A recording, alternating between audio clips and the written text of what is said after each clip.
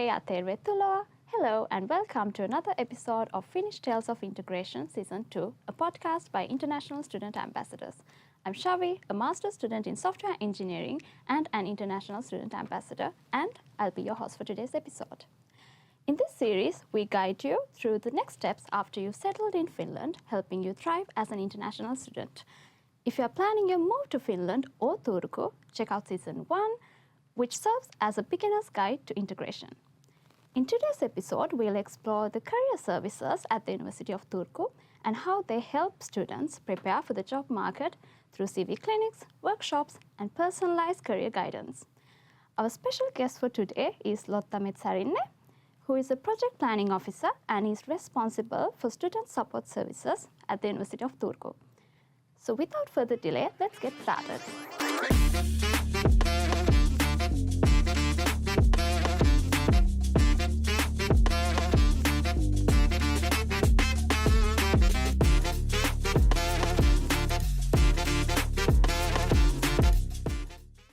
Thank you so much, Lotta, for joining us today. We are really happy to have you again on this podcast in this episode as well. Thank you. So what kind of services does UTU Career Services offer to students? Okay. I'm a big fan of context, so I'm gonna give you some context to be put in. So the Career Services is part of the university. We are not an external part, and our services are obviously always free of charge for all students. That is something that sometimes is asked, like, do you actually give CV feedback free of charge? And maybe in some other countries it's not in that way, but here it is kind of embedded. We're part of the university administration. Currently we have, I think, 7 career counselors giving counseling to students. We serve and support both domestic students and international students, on some degree also early career researchers like PhD students, but that is not our main target group. But if a PhD wants to book an appointment with us, that is possible. We are located in the university main building, so up on the hill in the where the rector is sitting and everything. We have a shared office there together with, for example, the international service and admission services. So we are close to them. Our services are mainly online. We do a lot of online counseling, but also on-site if that is like the student's preference, and if we have available rooms for that. So what we do, what kind of services we do, is, I would say, mainly 3 things for students at the moment. So we have a course called the Job Seeking in Finland. I'm sure you have heard of it. I'm taking it. Yeah. So that's a course with 5 info sessions on Zoom related to job seeking in Finland, how the working life in Finland is kind of built up, how to look for jobs, the hidden job market, how to prepare your cover letter, how to prepare for an interview. So there are 5 info sessions, and then you do your CV and a cover letter, and then you have a feedback discussion with one of our counselors. So that is what we wish everyone would do, at least on some point in the studies. Then we have just like CV clinics, which is a 20-minute feedback session on Zoom, where you as a student, you send in your CV when you're booking the time, and we give feedback on what you could maybe explain differently, or if it's very like full, your CV, or what kind of other things maybe you have in your background but you haven't included in the CV. What you could include. And the CV clinic, that you can also come with a cover letter, but we have like time to focus on one of the documents during the 20-minute. Okay. And then we have career counseling, which is like 1 hour session where we can discuss basically anything. Many times, especially with international students, we discuss like what you like, what you're really interested in. Sometimes, and this goes for all students, you know you have been in school and then you go study and you have never kind of paused and reflected on what you really want. You have maybe always done something that you think you should do, or that your parents or teachers or friends have said that, yeah, this is something that you should do. So we can have that kind of check up on what you want to do, where your strengths lie, but then also often about like where to actually find employers. And sometimes it's easy, sometimes it's hard. We don't have a list like here are all the employers within this sector in Turku, or here are all the organizations that operate with this. So there's also a heavy emphasis on the students' own responsibility to like get to know their own field, because ultimately you need to know what your field is in order to, navigate in it. But that's kind of the basic services that we have. Yeah. So maybe we can go on from that. Yeah, I think I can see the value in those services because as someone who's coming from Sri Lanka, like 4,000 miles away from Finland, we of course have different cultures even within work environments and in the job markets. There might be different things that the employers are looking for, and also the structure of the CV. It might have to be changed when you move to another country. So I can actually see why these are really important, and of course these are free for students, so that's the most important thing. So if we talk a bit more about the workshops and CV clinics, how do you think these services can help students prepare for the job market specifically? Well, as you said, there's a lot of like maybe cultural, whether that's tied to national culture or just like general work-life cultural differences.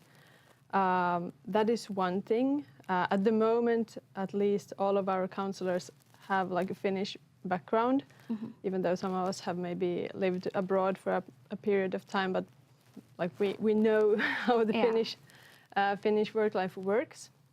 So that's maybe like the biggest benefit that you can get as a student, to get like the inside view of it, how it works. Of course, you can get this in other settings as well. You could ask a Finnish friend if you have one, or if you're lucky to have like a good relationship with your supervisor and the academic staff. They also are often very connected with people outside of academia, but not always. I mean, that depends on your field and depends on your professors. But what we have, maybe specifically, we talk a lot with employers. Like we can ask HR people who are actually recruiting, and we follow also up the discussion that is going on like nationally, what kind of recruitment trends there are, and like just trying to stay afloat on what is happening within the employment in general in Finland. That's what I would say is the biggest thing. And then earlier I mentioned the context. So also when writing your CV, it's really important to understand that a reader who is in Finland or has spent a lot of time in Finland, they don't know the Sri Lankan system. So you need to kind of translate that system in your CV so that the reader understands what kind of jobs you have been doing, and more importantly, like where, on what level you have been doing them. Because the same tasks in a small family-owned business, even on paper they look the same, but it's very different to work in a small company versus then a big company. So kind of highlighting these contextual differences is something that I talk very much about when I give guidance to international students. Yeah, I think when it even comes to speech, in some cultures they start with the point at the beginning itself, but then in some cultures they will go into background details at first, and then at the end they will get to the point. So maybe things like that could be considered as well when we are writing cover letters. And I think of course career services can help students identify those differences. Yeah. Yeah, that's actually very Yeah, interesting. and about when to write the point in the Finnish context, you should always start with the point, Yeah. and then kind of explain why. Yeah, exactly. Yeah. Yeah.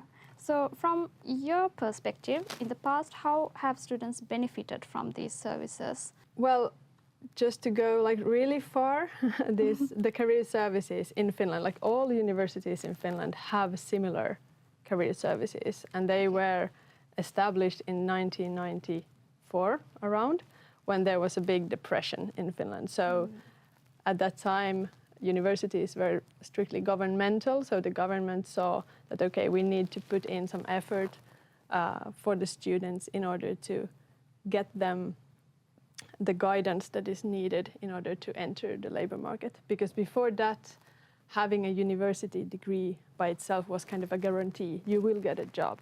But in 1994 around, it was like the first time, and I know we go pretty far, but it was like the first time when having a degree wasn't enough. You needed to do something more. You needed to prove your value. And since then, times haven't really changed, or at least to the better. So even now, if you have a degree, it's not an automatic way to get a job. More like, really more or less the contrary, that you need to have something else in addition to the degree. And the something else is your knowledge of who you are and what you want. And here I see that the career services is like the service platform where you can get the time and get the right prompt to think about what you want to do and where your strengths lie at. So of course I would like to say that 75% of our customers get a job, but I cannot say that because we don't know. We don't really know whether our students find a job that is related to their field. We know that many international students move away from Finland 1 year after graduation, but we also know that many stay here, but we don't have data on what they are actually doing. So unfortunately, I cannot give you exact numbers. And of course, I think there must be several students who have benefited from this. Even I got to know about career services through a friend of mine who had benefited from career services. She asked me to go to the CV clinic because now she's actually working at a big company in Helsinki, and she said that she got her CV reviewed and got a lot of insights from career services. So I'm very sure that there are a lot of students who have benefited from career services, and I can see that there are certain aspects, like several aspects of career services, like we talked about workshops, CV clinics, and many other things. So out of these, which tend to be the most impactful when it comes to a student's career preparation? I'm going to give you a really boring answer. The most impactful is where the student actually puts in some effort. So the CV clinic can be very inefficient if you're not ready to take the feedback, if you're not reflecting enough on what you could do. I'm going to say that all of our services are impactful if you as a student are willing to maybe make some alterations, or at least try to understand the system and try to understand the feedback. Just by joining our events, you will not gain. Like you will gain a nice, hopefully, an environment and have a nice chat, but you need the work that is happening inside your head is actually happening after the appointment. If we have a career counseling session, we talk for an hour, and during that hour there are like things that are moving around in your head, and then when you get home you try to okay, you're clicking them together, and then maybe you are able to write a more convincing cover letter. But it's more like a process than like I go there and I fix this. Yeah. True. And when it comes to international students, do you have any specific services designed for them? I mean, I can see that both Finnish and international students can make use of career services. Since we're talking about integrating internationals into the Finnish culture and also to the job market now, do you have any services specifically designed for internationals?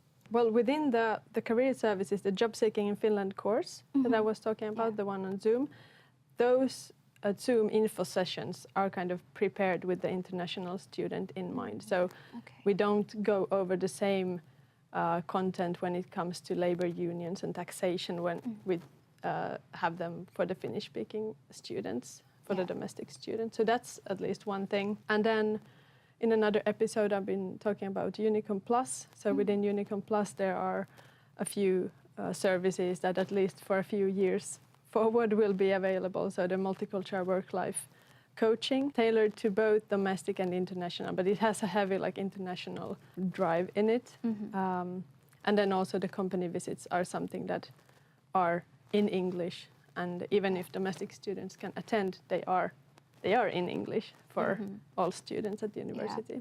So what we also want to do, what I've been discussing quite a lot with our project group and also on some level with employers, is that from my point of view, I don't want to see that we have domestic students and we have international students, and then we present them to employers in that way, like as two groups. But I would like to present that this is the University of Turku. We have students. They have these kind of abilities and this kind of knowledge. And I mean, then you're, as an employer, that's your responsible to choose who has the best set of skills, for example. Yeah, and I think that's also a very important part of integration, not always making international stand out, but then mixing them with maybe Finnish students and then presenting them to employers.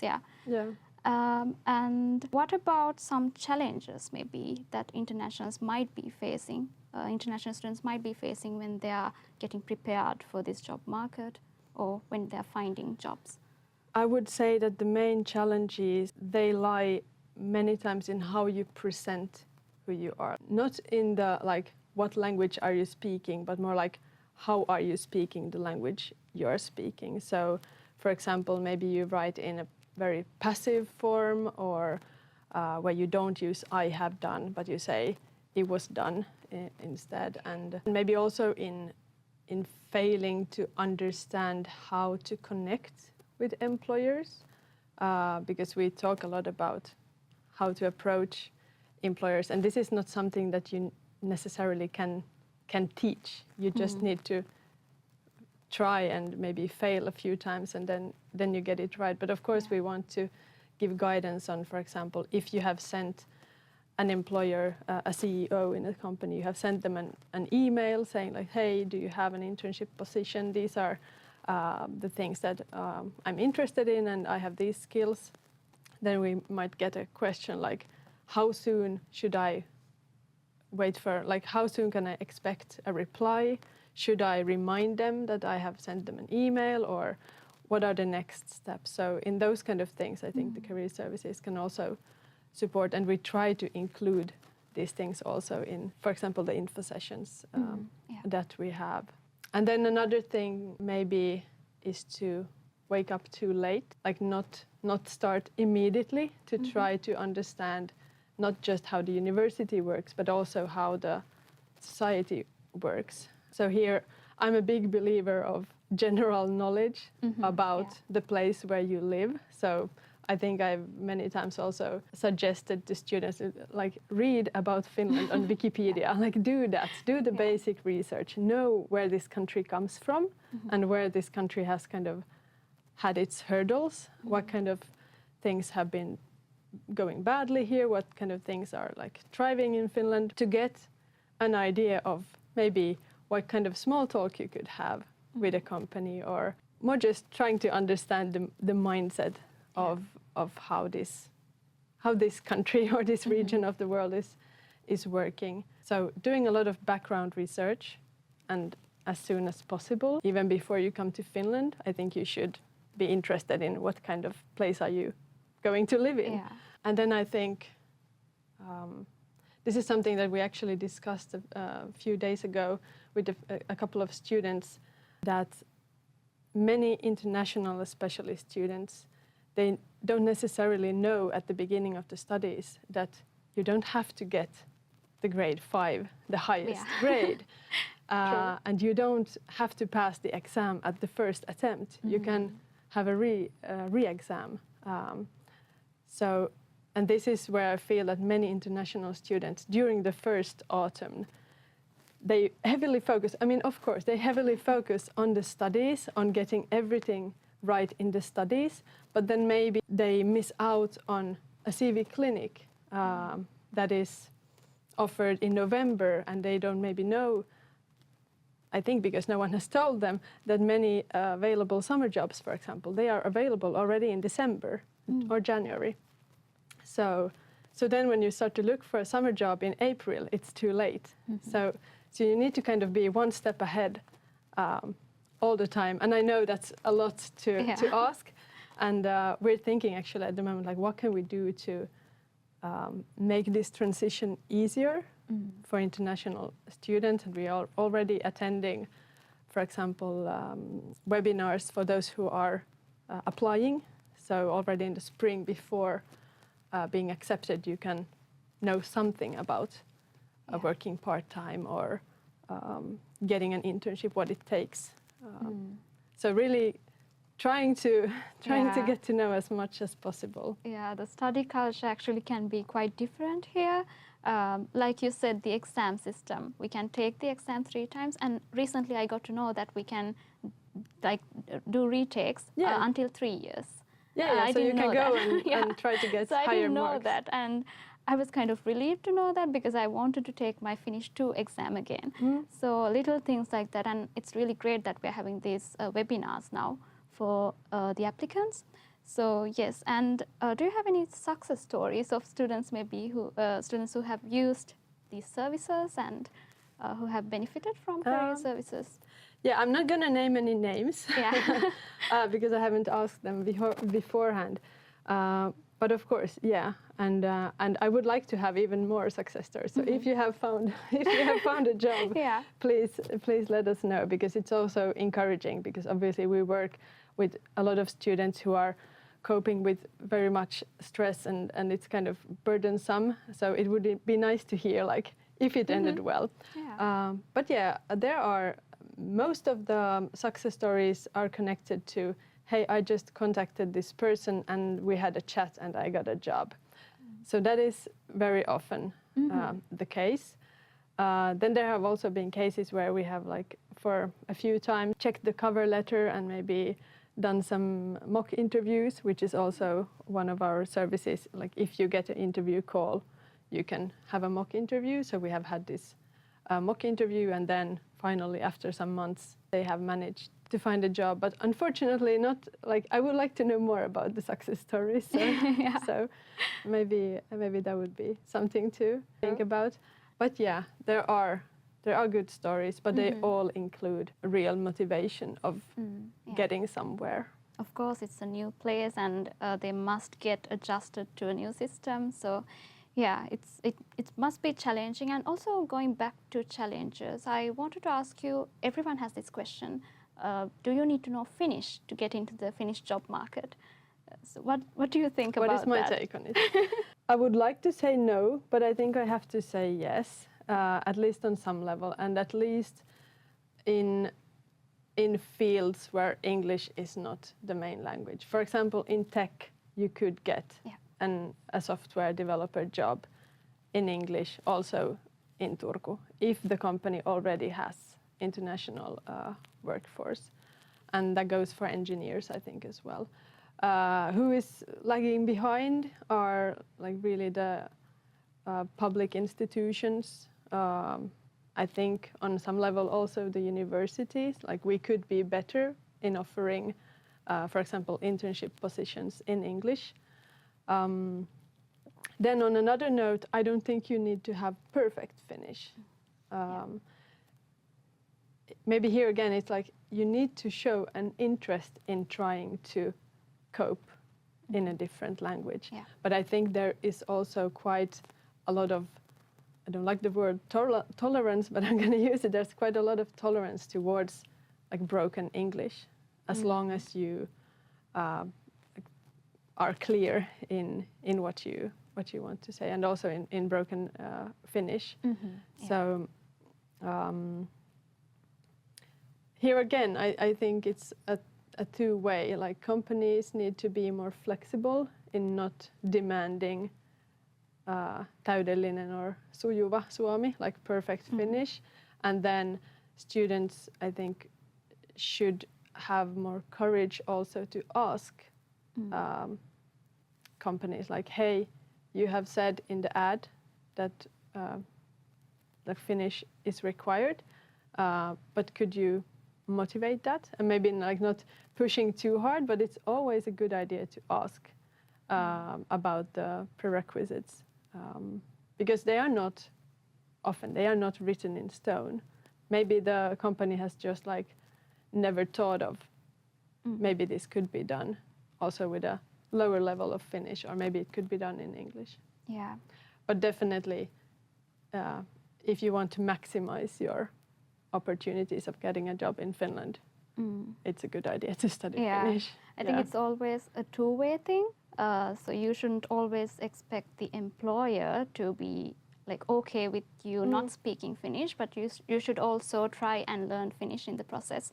Yeah. So, and also it's I think important if you're moving to a country where the first language is not English, you should try and learn the language to integrate into the culture, which is something we talked about our first season as well. It is a tricky question because Finnish is a quite small, like it is a really like minimal language worldwide. Swedish, I know some people study Swedish as well, and Swedish in some levels could be useful, but for like bigger cities like Turku, for example, it's not like the customers of the employers are still speaking Finnish, so Swedish wouldn't help you.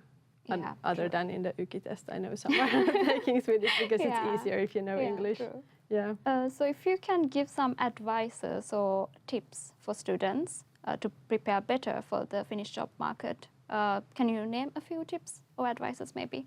Well, the first advice is start to get to know the work life or the local field already during your first autumn, during your first semester. I mean, for this you can use ChatGPT. That's okay. Good use of AI. Good use of AI in that sense. And then when there are opportunities presenting, a company visit or a CV workshop that you want to attend, don't just register, also come there, because we have a big problem with no-shows. So people are really interested in our events and register very actively. But then when the actual event is, there is like maybe only half or even under half of the people who registered. So kind of making a commitment, seeing this also as your study process or journey, because it's not just studies and then your other life. It is all intertwined. So seeing or maybe making some goals for yourself and then kind of, you know, working towards these goals in a more systematic way, that it's not just like a panic during your last semester that, oh, I need to get a job or otherwise I need to leave Finland or something like that. So trying to proactively work towards this. There is nothing that inhibits you from coming to a CV clinic already in August, like when you start. Even if you wouldn't be looking for a job at that time, it's always good to be prepared. And do you think making connections, I think it's a big thing that we talk about because we all know that there's a hidden job market in Finland and that's something we openly talk about. So do you think making connections would make a difference, or what's your opinion on that? Yes, definitely.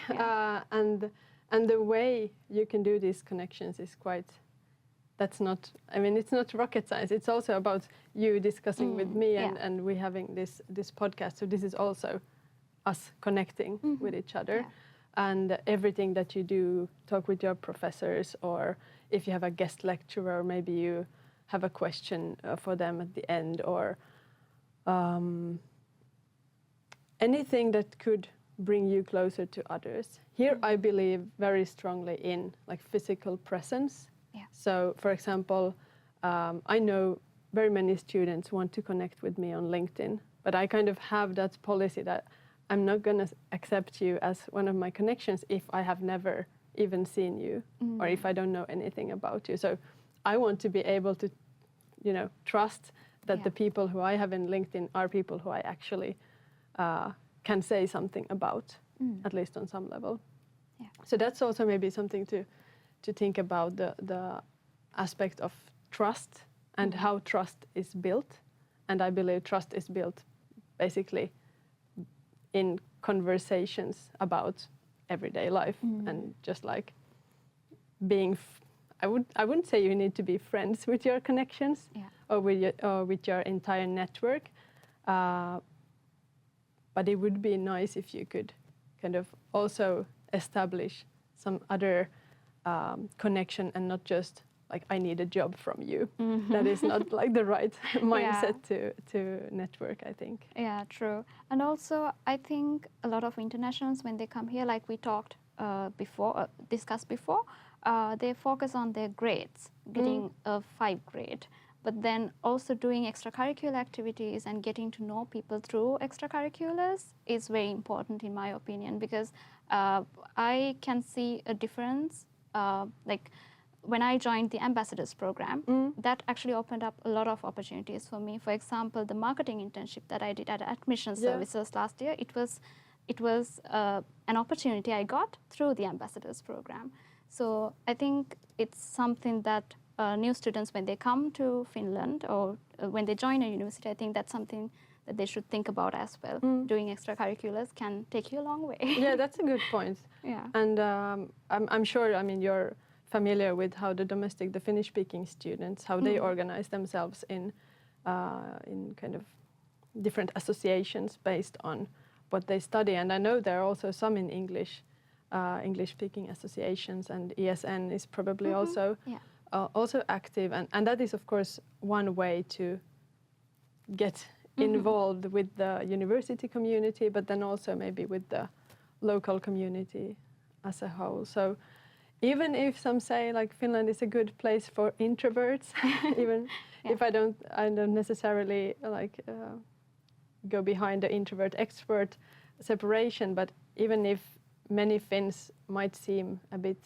withdrawn or maybe not that talkative or like big in their actions, it is still good to remember that many times the international student needs to take the first step. Like no one is going to come and bring you from home, like come with us and do this thing. So you need to be there again, proactively seeking out for the opportunities, maybe being vocal about like, hi, I'm interested in these kind of things. Do you know any group or anything where I could try this or be a part of some other voluntary experience? Yeah, and I think starting early can also help. For example, the job seeking in Finland, that course, maybe they can take it in the first semester itself after starting their studies at the university, because in a way it can help you feel like you are getting integrated into the Finnish culture and also the job market and everything. Yeah.